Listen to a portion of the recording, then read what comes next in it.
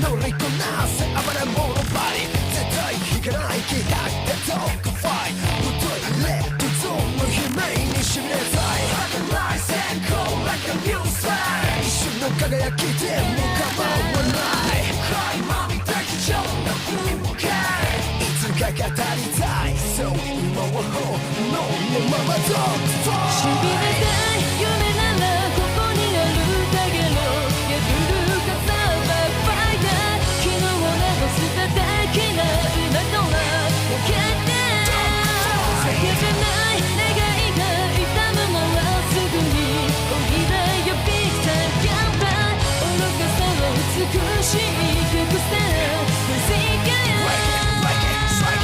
Baby this is your ecstasy So one more every way 横殴りパンチほどのヘビーウェイト霧で走行耳の鼓舞ザザザン楽勝でフォーだけじゃまだまだ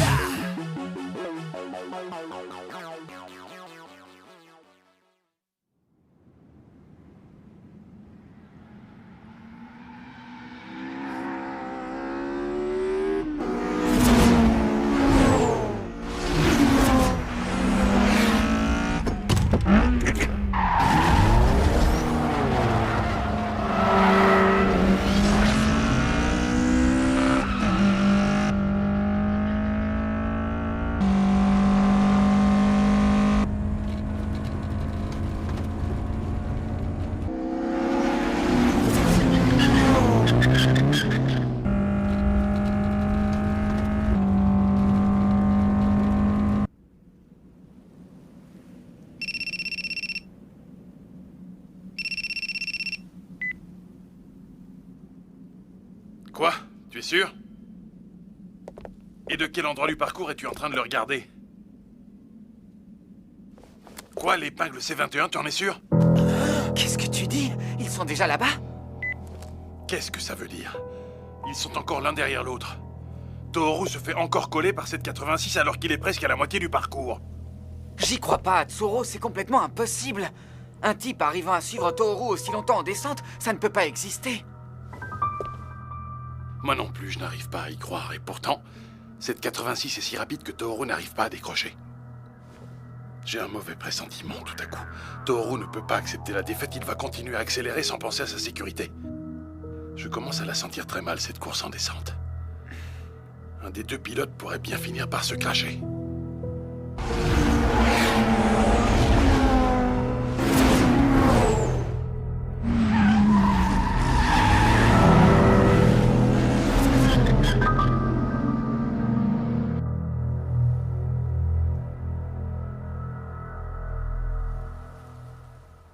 C'est visiblement un spécialiste de la descente et il conduit une FR Underpower.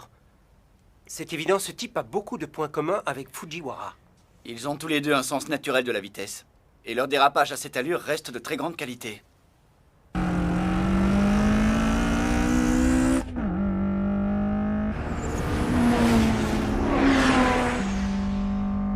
À mon avis, ce qui départagera ces deux pilotes, ce sera la qualité de leur technique de conduite et rien d'autre. Oui, je comprends. Mais alors le fait que Fujiwara puisse récupérer la première place dans cette course... Oui, c'est un point essentiel. C'est de cela que dépendra notre victoire. Explique-nous ça, Ryosuke. Fujiwara roule derrière son adversaire, ça lui donne l'occasion de bien observer sa façon de conduire. Et je crois qu'il doit déjà en avoir saisi l'essentiel.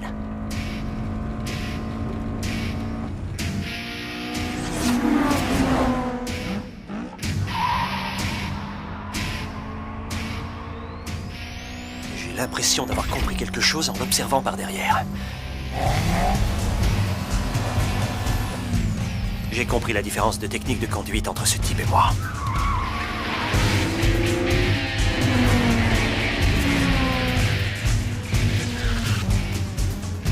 Oh, ça y est, les voilà, les voilà! Oh, ça.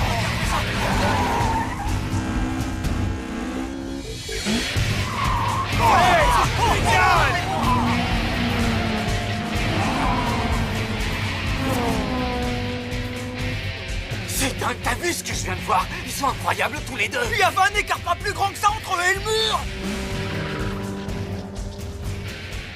Ils sont complètement tarés, ces mecs! Ils veulent se suicider ou quoi?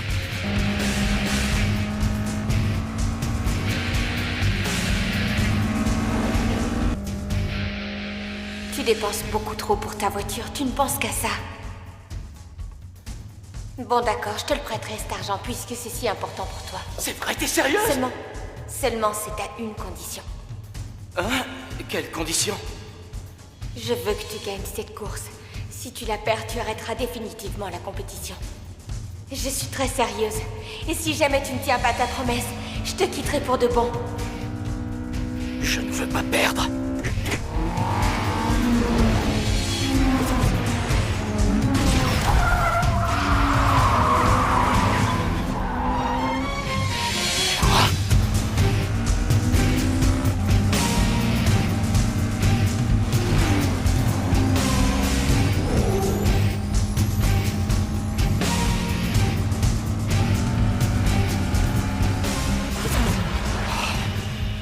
Il me colle.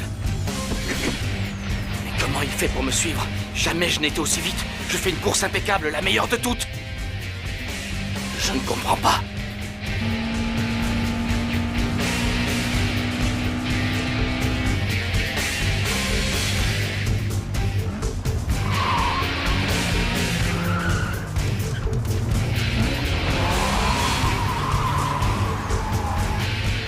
Cette 86 est démente. Mais c'est quoi ce type à la fin? Un extraterrestre? Tohru n'arrive toujours pas à distancer la 86? Mais enfin, qu'est-ce qui a bien pu lui arriver? Je n'y comprends rien, c'est du délire. La meilleure arme qu'a acquise Tohru au cours de ses nombreuses courses, c'est sa vitesse. C'est un fonceur imbattable, et pourtant il n'arrive pas à le semer. Mais jusqu'à présent, personne n'a été capable de le suivre, encore moins de le dépasser. Tohru connaît tous les virages de cette course par cœur. Et cet autre type ne l'a parcouru qu'une seule fois hier soir. Et malgré ça, il ne le lâche pas. Au contraire, il lui colle au train, avec sa fichue 86.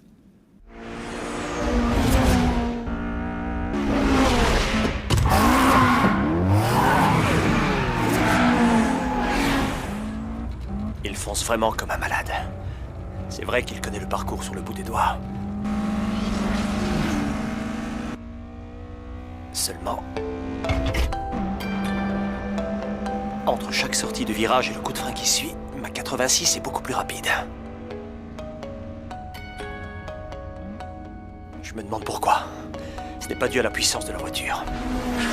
Dans ces chemins de montagne à la topographie complexe, on rencontre un nombre incalculable de virages de toutes sortes, et particulièrement quand on attaque en descente. Il y a des tronçons ambigus qu'on peut considérer comme un virage ou comme une simple ligne courbe. Je peux vous assurer que des pièges de ce genre, il y en a bien plus qu'on ne croit. C'est vrai, ça. Il y a beaucoup d'endroits où on hésite et on ne sait pas trop si on doit y aller à fond ou seulement à mi-régime. Et la façon plus ou moins bonne de négocier ces tronçons, c'est ça qui fera toute la différence entre Fujiwara et Tohru. Toi aussi, souviens-toi bien de ça, Keisuke. C'est un des points les plus importants de ma théorie de la gestion de la vitesse en compétition sur des routes de montagne. Oui.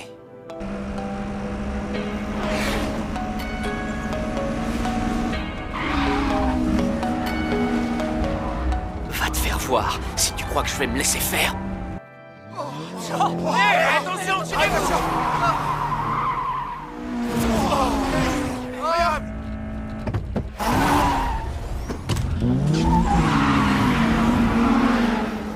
Ça craint trop, ça me fait vraiment flipper, là. Je n'ai jamais vu deux gars foncer comme ça dans une course. Ils sont malades. Arriver à suivre la roadster de Tohru, c'est trop fort. Je sais pas qui est au volant de cette 86, mais c'est une star. Et tu sais que ce gars n'est pas d'ici en plus, c'est vraiment incroyable. Moi, j'en reviens pas. C'est-tu jamais vu? Il n'aurait pas un niveau incroyable, c'est projecté.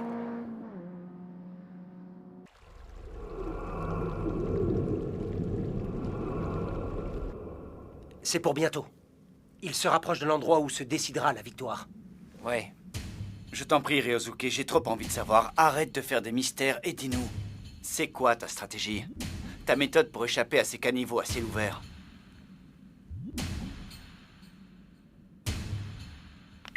Il paraît que la 86 lui colle encore au train. Et ils ont déjà dépassé la courbe 10 depuis longtemps. Dépasser la courbe 10? Ce type est un adversaire redoutable. Il est d'un niveau bien plus élevé qu'on ne le croyait. Mais Tohru est encore en tête. Ce n'est pas parce qu'il n'arrive pas à distancer son adversaire qu'il a perdu. Il est devant lui, non? On va bientôt passer à la deuxième course. Et là, Tohru devra partir en premier, c'est tout. Le duel ne fait encore que commencer, non? Rien n'est perdu, je continue à croire qu'il est impossible que Tohoru se fasse doubler sur ce parcours. Tu as raison. Jamais Tohoru ne se laissera doubler. Pas sur ce parcours. Et la portion de route où il se trouve en ce moment ne permet pas ce genre de choses. Exactement. Ça ne sert à rien de t'affoler, même si tu n'arrives pas à le semer, Tohoru. Contente-toi juste d'ajuster ta conduite pour ne pas te faire doubler.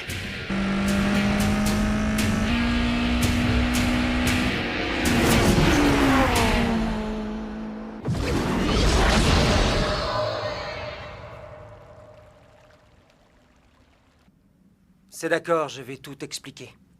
Voilà la méthode que j'ai donnée à Fujiwara pour ne pas être piégé par ces caniveaux à ciel ouvert. Je t'écoute. Fujiwara a déjà mis au point une technique pour laquelle il est naturellement doué. Ah oui, ce truc qu'il fait en bloquant Saro, son fameux accrochage au caniveau. Exactement. Tu veux dire qu'il va appliquer ce truc ici? Tu dis n'importe quoi. Je sais que tu as compris au premier coup d'œil que ce type de caniveau ne permet pas de faire ça. C'est en appliquant l'inverse de cette technique qu'il se sortira de là. L'inverse de cette technique?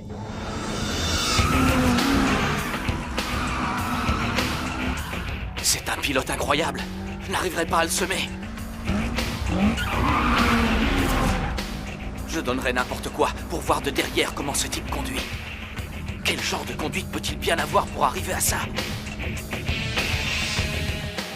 Comment fait-il pour rouler comme ça sur une route qu'il ne connaît pas? Qu'est-ce qui le différencie de moi?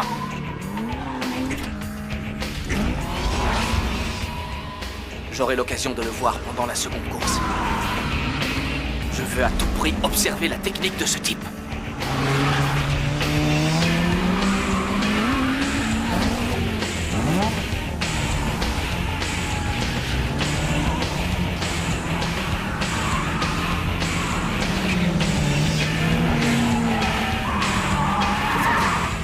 Il braque un peu plus rapidement.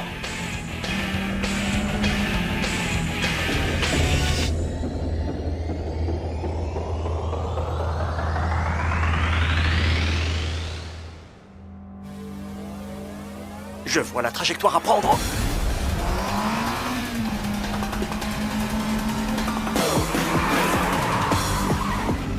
Hein?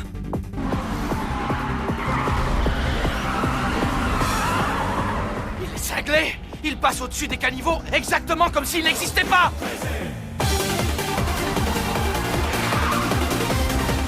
Il pointe son nez. Il compte me doubler par l'intérieur au prochain virage à droite.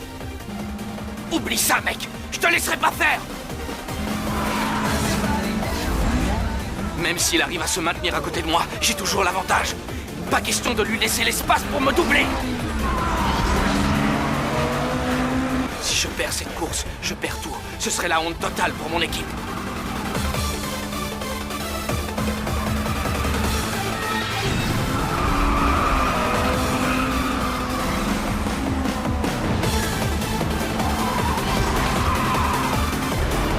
Il y arrive! Il va me doubler!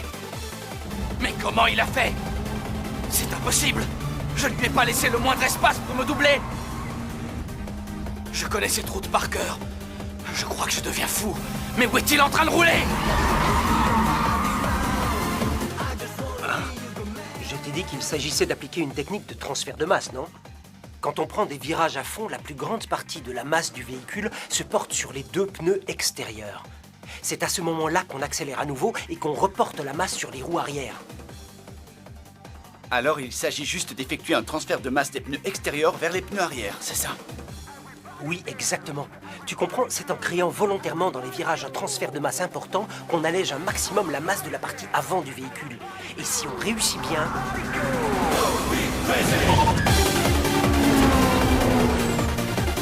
on peut prendre un raccourci et foncer en passant simplement par-dessus ces fameux caniveaux.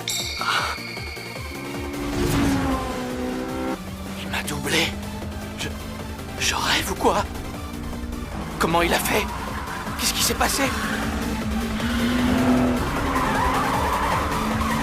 Recommence. Montre-moi ça au prochain virage à droite. Montre-moi ce qui s'est passé. Je veux le voir une fois de mes propres yeux.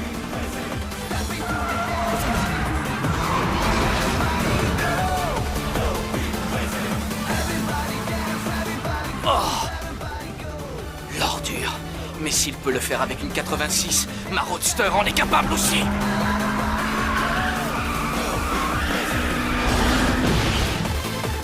Je n'ai aucune sensation d'accrochage sur le côté avant droit.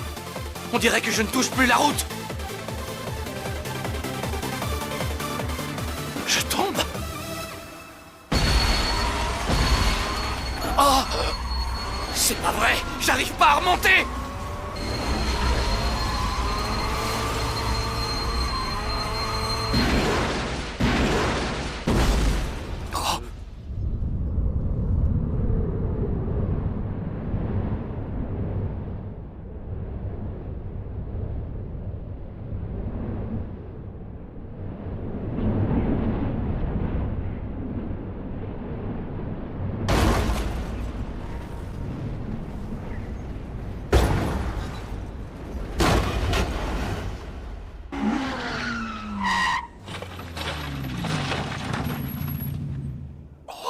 Allez, viens voir. Incroyable. Tout va bien? Alors, est-ce que vous allez bien? Est-ce que c'est possible? Incroyable. Incroyable. Ça va? Ça va? Est-ce que vous allez bien? Ça va. En tout cas, tout va bien. Ça va, rien de cassé? Tu n'es pas blessé?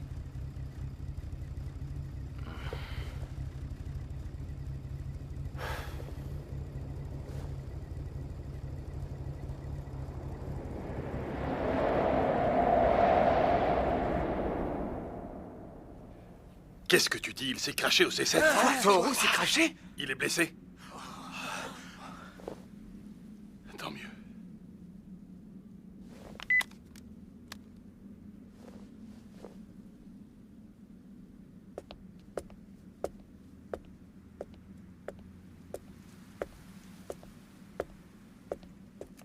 Notre Roadster s'est fait doubler par votre 86 avant de se cracher. Elle n'est plus en état de courir. Vous avez gagné la descente. Alors Tohru a perdu? C'est pas possible. Non!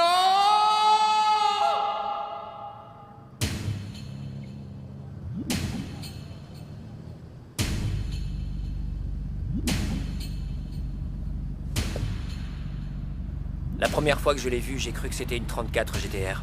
Mais maintenant, je me rends compte que c'est plutôt une FR GT Turbo. Je préfère ça. Il a bon goût, ce type. Je vais te montrer qui est le véritable champion de la Project D. Fujiwara.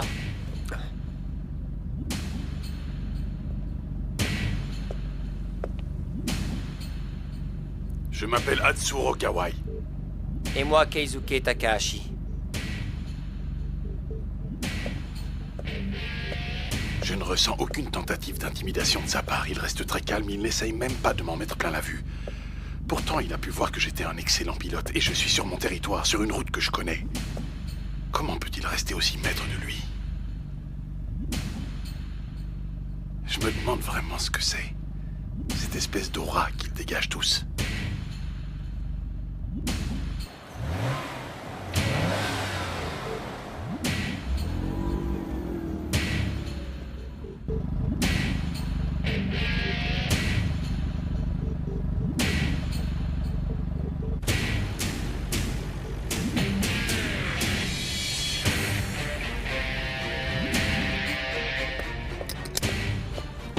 Hatsuro, ça va? Je crois que j'ai les boules, Tohru. J'ai déjà l'impression d'avoir perdu, tu te rends compte, et on n'a même pas commencé la course. Ne pense pas à la victoire ou à la défaite. Garde ton allure et surtout reste calme. C'est parce que je n'y suis pas parvenu que j'ai fini par me cracher. D'accord. Je te donne un conseil. Là où les caniveaux sont à ciel ouvert, ne lui laisse aucun espace surtout. C'est à cet endroit-là que ce salaud m'a eu. Prends ton virage le plus près possible de l'intérieur, sinon il t'aura aussi. Si tu lui laisses à peine plus d'1 mètre, il te doublera à coup sûr, crois-moi. Ces types arrivent à se servir des caniveaux comme d'un raccourci. Qu'est-ce que tu racontes, Tohru? C'est impossible, tu as bu ou quoi? Ils en sont capables, tu dois me croire. Alors fais ce que je te dis. Ne libère surtout pas l'intérieur ou tu es fichu. En place tous les deux, on va commencer. Ne te fais pas doubler, Hatsuro. Je compte sur toi.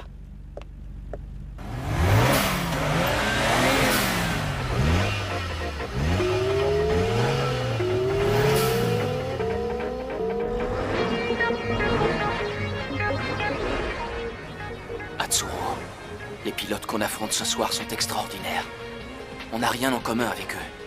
Je crois que tu n'as aucune chance de gagner, mais essaie au moins de rester devant pendant toute la première course. Je t'en prie.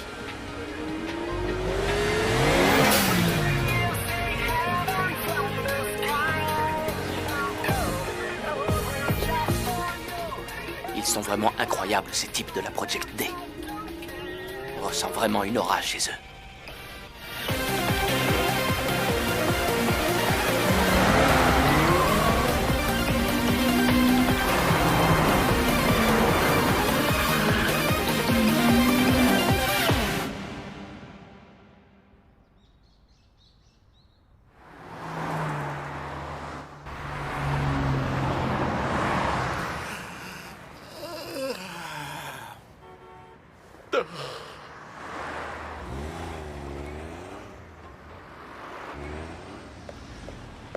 Bonjour.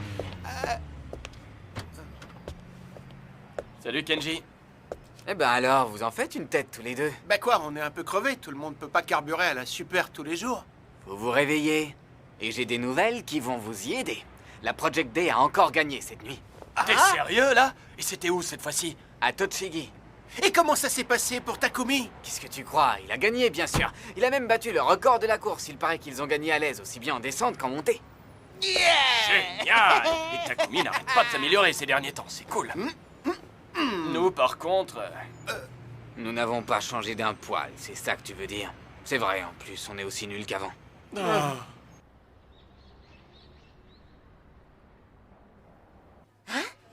Comment ça, tu as décidé d'arrêter la course? Tu te souviens, je t'avais fait une promesse, non? Et comme j'ai perdu hier, je la tiendrai, voilà tout. Qu'est-ce qui t'est arrivé, Tohru? Tu t'es cogné la tête lors de ton accident de la nuit dernière, c'est ça? Arrête de délirer, reprends-toi. Ça va pas, non? Qu'est-ce que tu racontes? C'est toi qui m'as fait jurer d'arrêter la compétition si je perdais cette dernière course. C'est vrai, je m'en souviens.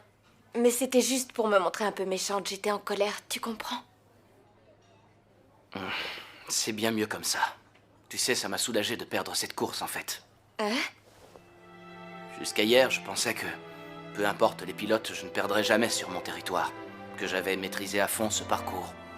J'avais une totale confiance en moi.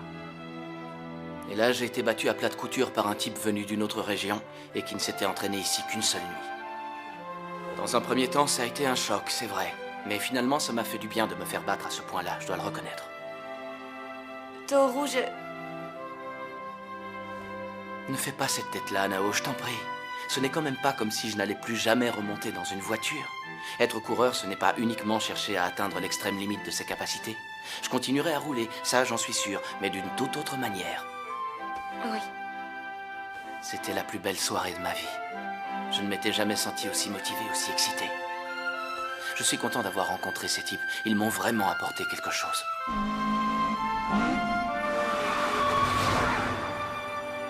C'est pareil dans tous les domaines. Il n'y a qu'une toute petite poignée de gens qui sont capables de se hisser au sommet. Et je suis sûr d'une chose. Ces types ont les moyens d'en faire partie. Ce sont de futurs champions. En tout cas, j'ai compris que ce n'était pas mon cas et que ce ne le serait jamais. L'équipe Project D, c'était vraiment de sacrés types.